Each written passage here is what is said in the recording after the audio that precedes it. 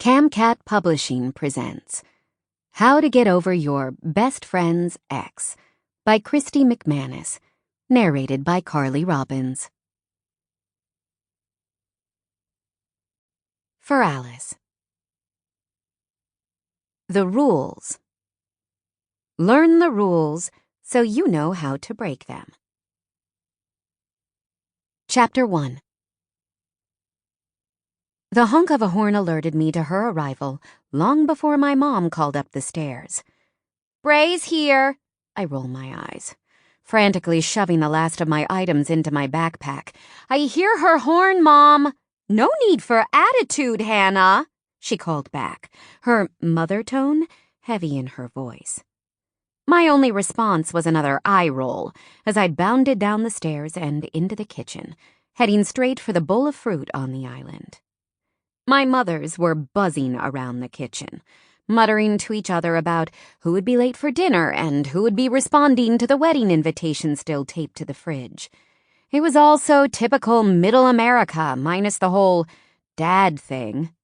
Turning to me, my mom lifted her eyes from her phone. "Hannah, I have to stay late at school on Thursday. I've opened extended office hours, which means I can't take your Nana to her seniors meeting.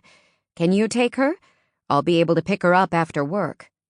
I silently cringed as my mind traced over my calendar, already knowing what this arrangement would force me to miss. Thursday evening was prep sessions with my calculus study group to review before our next test. My stomach roiled at the idea of missing it.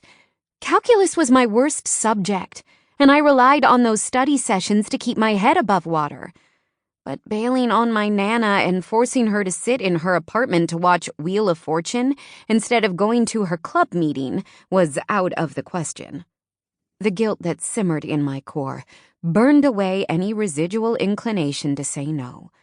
I would just have to make up the study time another way. "Sure, no problem," I replied, tapping the change into my phone hurriedly.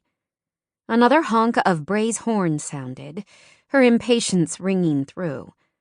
Plucking a banana from the fruit bowl, I spun on my heels and headed for the door. "You need more than that for breakfast," Mom called. "I'll get something at school. I'm already late."